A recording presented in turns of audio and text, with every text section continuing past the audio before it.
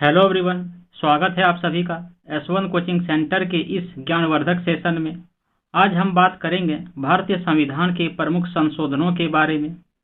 संविधान संशोधन हमारे लोकतंत्र की धड़कन है, क्योंकि समय के साथ नए हालात, नई चुनौतियां और नई जरूरतें सामने आती है और इन्हीं जरूरतों को पूरा करने के लिए संविधान में बदलाव किए जाते हैं।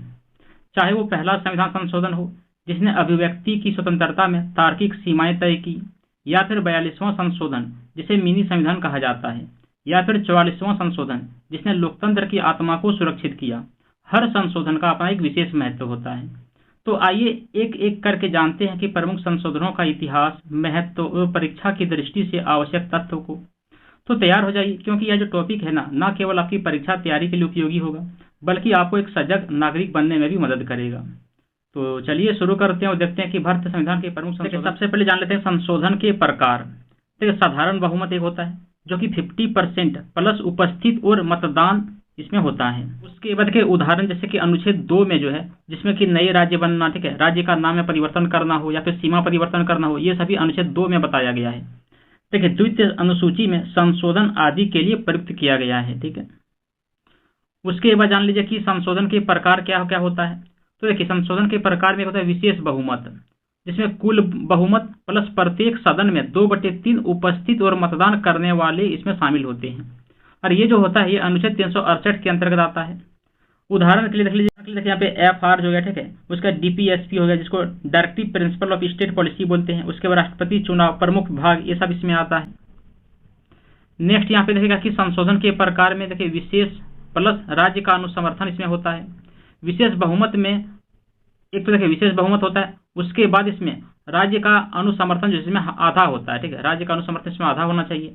उसके बाद जब संघीय संरचना को बदला जाए, जैसे उदाहरण के लिए देख लीजिए कि राज्यसभा में राज्य का प्रतिनिधित्व हो गया, विद्युत वितरण, उच्चतम न्यायालय, उच्च न्यायालय का अधिकार क्षेत्र, ये सब इसमें आएगा। उसके बाद देखिए पहला संविधान संशोधन अधिनियम 1951 के बारे में। तो देखिए, यह जो संशोधन है वो भूमि सुधारों के लिए 9वीं अनुसूची जोड़ी गई थी इसमें। ठीक है, जो कि अनुच्छेद 31A और 31B जोड़ दिए गए थे इसके साथ। पिछड़े वर्गों के उत्थान के लिए राज्य को सशक्त बनाया गया था इस संशोधन के द्वारा। अभिव्यक्ति की स्वतंत्रता पर प्रतिबंधों का विस्तार किया गया था इसके तहत। उसके बाद अगला देखिए यहाँ पे कहा कि दूसरा संविधान संशोधन अधिनियम जो कि 1952 को हुआ था। लोकसभा प्रतिनिधित्व पैमाने को समायोजित किया गया इसमें। 7.5 लाख से अधिक लोगों के लिए एक सांसद की अनुमति दी गई इसमें। लचीला सीट आवंटन सुनिश्चित किया गया इसके तहत, और भी जनसंख्या आधारित प्रतिनिधित्व पर केंद्रित किया गया इस संशोधन के द्वारा। उसके बाद अगला देखिए यहाँ पे है 7वां संविधान संशोधन, जो कि ये 1956 में अब हुआ था।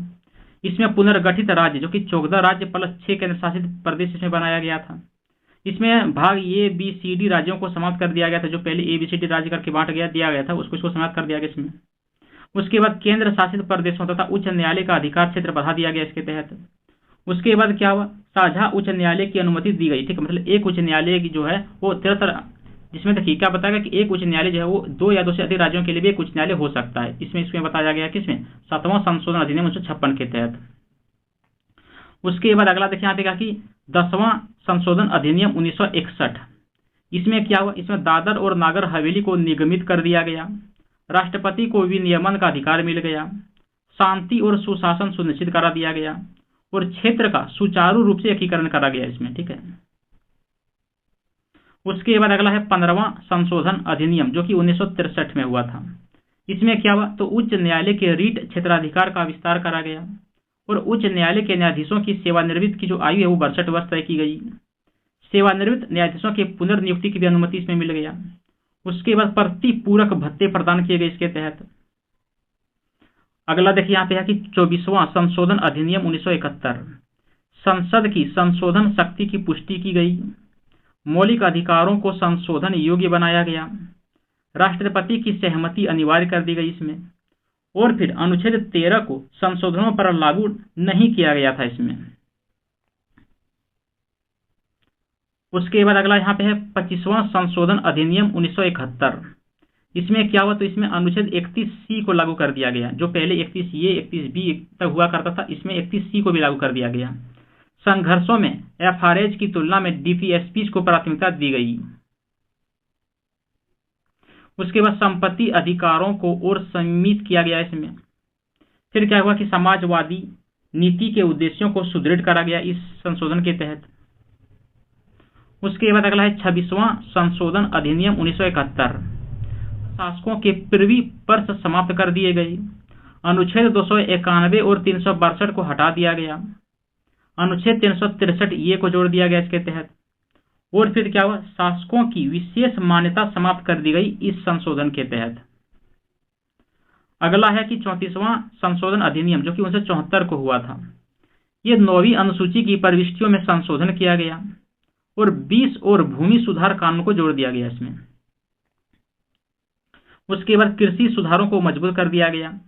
उसके बाद क्या हुआ, उसके बाद उन्हें न्यायिक समीक्षा से बचाया गया। ठीक है, ये हुआ सब 34वां संशोधन अधिनियम 1974 के तहत। अगला है 38वां संशोधन अधिनियम 1975। राष्ट्रपति की घोषणाओं को गैर न्यायसंगत बनाया गया। आपातकालीन शक्तियों को सुदृढ़ कर दिया गया। अध्यादेश बनाने की शक्तियों को समीक्षा से परे रखा गया और फिर एक साथ कई आपात स्थितियों की अनुमति दी गई इस संशोधन के तहत।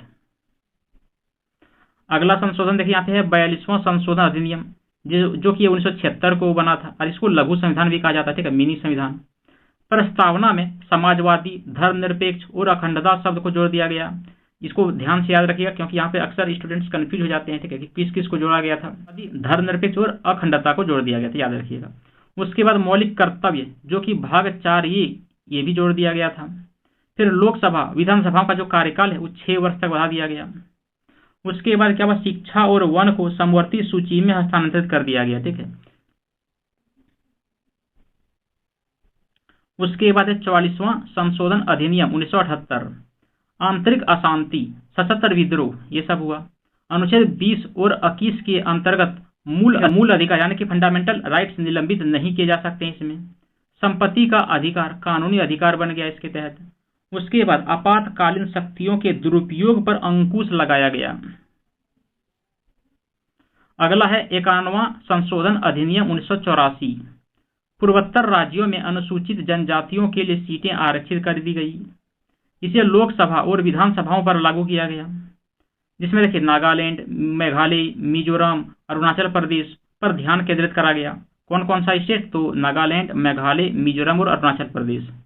उसके बाद आदिवासी क्षेत्रों का राजनीतिक समावेशन किया गया इसके तहत। अगला संशोधन देखिए 52वां संशोधन अधिनियम जो कि 1985 में बना। इसी को दल बदल विरोधी अधिनियम भी कहा जाता है। 10वीं अनुसूची सम्मिलित किया गया इसके तहत। दल बदल के कारण सांसदों, विधायकों को अयोग्य घोषित किया गया इसके तहत। उसके बाद दल अनुशासन को सुदृढ़ किया गया। राजनीतिक अस्थिरता पर अंकुश लगाया गया इस संशोधन के तहत। अगला है 61वां संशोधन अधिनियम 1989 को हुआ था। मतदान की आयु जो है वो 21 वर्ष से घटाकर 18 वर्ष कर दिया गया इसके तहत। लोकतांत्रिक भागीदारी में वृद्धि देखी गई। चुनावों में युवा सशक्तिकरण किया गया और फिर उसके बाद क्या किया गया, सार्वभौमिक मताधिकार को सुदृढ़ किया गया इसके तहत। अगला है 63वां संशोधन अधिनियम 1990। अनुसूचित जातियों और अनुसूचित जनजातियों के लिए राष्ट्रीय आयोग का गठन किया गया। विशेष अधिकार से उन्नत हुआ। अधिक संवैधानिक संरक्षण दिया गया और सुरक्षा उपायों की निगरानी में वृद्धि किया गया। अगला है 69वां संशोधन अधिनियम 1991। दिल्ली राष्ट्रीय राजधानी क्षेत्र बन गया इसके तहत और 70 सदस्य विधानसभा का गठन किया गया दिल्ली को और 7 सदस्य मंत्री परिषद का गठन भी कर दिया गया। राजधानी प्रशासन को विशेष दर्जा दिया गया इसके तहत। अगला देखिए 73वां संशोधन अधिनियम 1992। पंचायती राज को संवैधानिक दर्जा दिया गया। त्रिस्तरीय व्यवस्था को औपचारिक रूप दिया गया इसके तहत। महिलाओं के लिए 1/3 आरक्षण निर्धारित किया गया और 11वीं अनुसूची को जोड़ दिया गया। अगला है 74वां संशोधन अधिनियम 1992। नगर पालिकाओं को संवैधानिक दर्जा दिया गया। भाग 9 को जोड़ दिया गया। 12वीं अनुसूची जोड़ दिया गया जिसमें 18 कार्य शामिल थे और स्थानीय स्वशासन को सुदृढ़ करा गया। अगला है 76वां संशोधन अधिनियम 1994। तमिलनाडु आरक्षण अधिनियम 1994 को जोड़ दिया गया। इसके तहत राज्य में 69% आरक्षण प्रदान किया गया और 9वीं अनुसूची के द्वारा संरक्षित किया गया। उच्चतम न्यायालय के 50% सीमा निर्णय को रद्द कर दिया गया इसके तहत। उसके बाद 77वां संशोधन अधिनियम 1995, पदोन्नति में अनुसूचित जनजाति आरक्षण बरकरार रखा गया। इस पर प्रतिबंध लगाने वाले उच्चतम न्यायालय के निर्णय को रद्द कर दिया गया और फिर नौकरियों में सकारात्मक कार्रवाई करा गया। और क्या हुआ, सरकारी मानव संसाधन नीतियों को सशक्त बनाया गया इसके तहत। अगला देख लीजिए है 80वां संशोधन अधिनियम, जो कि 2000 ईस्वी में बना था। कर राजस्व बंटवारे में बदलाव करा गया, हस्तांतरण की वैकल्पिक योजना हुआ, सुदृढ़ राजकोषीय संघवाद और संघ राज्य बंटवारे पर लागू किया गया इसमें। अगला है 85वां संशोधन अधिनियम, जो कि 2001 को किया गया था। इसमें पदोन्नति में परिणामी वरिष्ठता रखा गया। अनुसूचित जाति अनुसूचित जनजाति के सरकारी कर्मचारियों पर लागू हुआ। सकारात्मक कार्रवाई को सुदृढ़ कर दिया गया और फिर कैरियर में प्रगति की सुरक्षा देखी गई। अगला है 86वां संशोधन अधिनियम 2002, अनुच्छेद 21 को जोड़ दिया गया। शिक्षा का अधिकार 6 से 14 वर्ष कर दिया। प्राथमिक शिक्षा को मौलिक अधिकार बनाया गया। अनुच्छेद 45 और 51 जिसमें माता पिता का कर्तव्य होगा, ठीक है, इसमें शिक्षा दिलवाना में संशोधन कर दिया गया इसमें। उसके बाद सामाजिक न्याय के लिए मील का पत्थर सिद्ध हुआ ये संशोधन। अगला है 91वां संशोधन अधिनियम 2003, मंत्री परिषद का आकार को सीमित कर दिया गया। दल बदल को पद से हटाया गया।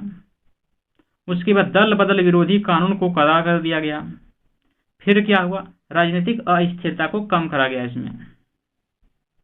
अगला है 93वां संशोधन अधिनियम 2005 को हुआ था, जिसमें निजी गैर सहायता प्राप्त संस्थानों में आरक्षण दिया गया। सामाजिक और शैक्षणिक रूप से पिछड़े वर्गों पर लागू किया गया। अल्पसंख्यक संस्थानों को बाहर रखा गया और फिर सामाजिक न्याय का विस्तार करा गया इसमें। अगला है 97वां संशोधन अधिनियम 2012, सहकारी समितियों को दर्जा दिया गया। भाग 9B को जोड़ दिया गया। लोकतांत्रिक स्वायत्त कार्य प्रणाली सुनिश्चित करा गया और फिर सहकारी आंदोलन का विस्तार करा गया इसमें। अगला है 99वां संशोधन अधिनियम 2014 को किया गया था। न्यायाधीशों की नियुक्ति के लिए NJAC का गठन किया गया। NJAC का मतलब जान लीजिए तो क्या होता है, तो नेशनल जुडिशियल अपॉइंटमेंट्स कमीशन होता है। ठीक है, क्या होता है, नेशनल जुडिशियल अपॉइंटमेंट्स कमीशन। इसका मतलब हुआ राष्ट्रीय न्यायिक नियुक्ति आयोग। ठीक है, यानी कि न्यायाधीशों की नियुक्ति के लिए क्या किया गया, राष्ट्रीय न्यायिक नियुक्ति आयोग का गठन किया गया और फिर कॉलेजियम प्रणाली को प्रतिस्थापित किया गया। बाद में उच्चतम न्यायालय, जो कि 2015 के द्वारा से रद्द कर दिया गया और कॉलेजियम प्रणाली बहाल की गई। इसके बाद हुआ 100वां संविधान संशोधन अधिनियम 2015, भारत बांग्लादेश भूमि सीमा समझौता किया गया। इसके तहत क्षेत्रीय आदान प्रदान को अंतिम रूप दिया गया। द्विपक्षीय संबंधों में सुधार किया गया और फिर अस्थायी शांति का लक्ष्य निर्धारित किया गया इसके तहत। अगला है 101वां संविधान संशोधन अधिनियम 2016, भारत में GST लागू किया गया। एकीकृत अप्रत्यक्ष कर प्रणाली हुआ। एक राष्ट्र एक कर का दृष्टिकोण अपनाया गया इसमें और 1 जुलाई 2017 से इसे लागू कर दिया गया। 102वां संशोधन अधिनियम 2018 को हुआ था। NCBC को दर्जा दिया गया इसमें। देखिए यहाँ पे जान लीजिए NCBC का दर्जा दिया गया। ठीक है, NCBC का मतलब क्या हुआ, तो NCBC का मतलब हुआ कि national commission for backward classes. ठीक है, national commission for backward classes. इसका मतलब क्या हुआ, इसका मतलब हुआ राष्ट्रीय पिछड़ा वर्ग आयोग। तो राष्ट्रीय पिछड़ा वर्ग आयोग को दर्जा दिया गया। इसके तहत पिछड़े वर्गों को अधिसूचित करने का अधिकार राष्ट्रपति को दिया गया। OBC यानी कि अदर बैकवर्ड क्लासेस में SC की भूमिका सीमित की गई और फिर सामाजिक न्याय संरचना का सुदृढ़ीकरण किया गया। अगला है देखिए 103वां संशोधन अधिनियम 2019, 10% EWS कोटा लागू किया गया, मतलब इकोनॉमिकली वीकर सेक्शन। इसे शिक्षा और नौकरियों पर लागू किया गया। मौजूदा आरक्षण की अतिरिक्त है ये और एक ऐतिहासिक कल्याणकारी सुधार हुआ। उसके बाद अगला है 104वां संशोधन अधिनियम 2020 को किया गया था। विधानमंडलों में अनुसूचित जाति अनुसूचित जनजाति आरक्षण का विस्तार जो है वो 2030 तक कर दिया गया। एंग्लो इंडियन आरक्षित सीटें जो है समाप्त कर दिया गया। युक्तिकरण के साथ संतुलित समावेशिता हुआ और आधुनिक प्रतिनिधित्व हुआ इसमें। अगला है 105वां संशोधन अधिनियम 2021। ओबीसी की पहचान करने का राज्य का अधिकार बहाल किया गया। इस पर प्रतिबंध लगाने वाले उच्चतम न्यायालय के निर्णय को पलट दिया गया। संघ संरचना को सुदृढ़ करा गया और फिर राज्य की स्वायत्तता की रक्षा की गई। उसके बाद अगला है कि 106वां संशोधन अधिनियम 2023 में हुआ, जो कि महिला आरक्षण से रिलेटेड है। तो लोकसभा और विधानसभा में महिलाओं के लिए 33% सीटें आरक्षित की गई। सितंबर 2023 में पारित हुआ ये और लैंगिक समानता में मील का पत्थर साबित हुआ। उसके परिसीमन के बाद लागू किए जाने का प्रावधान किया गया इसमें। तो बस इतना ही था फ्रेंड्स। आई होप वीडियो पसंद आया होगा। ठीक है, तो चलिए मिलते हैं अगली वीडियो में कुछ अगला टॉपिक को लेकर के। तब तक के लिए धन्यवाद। जय हिंद।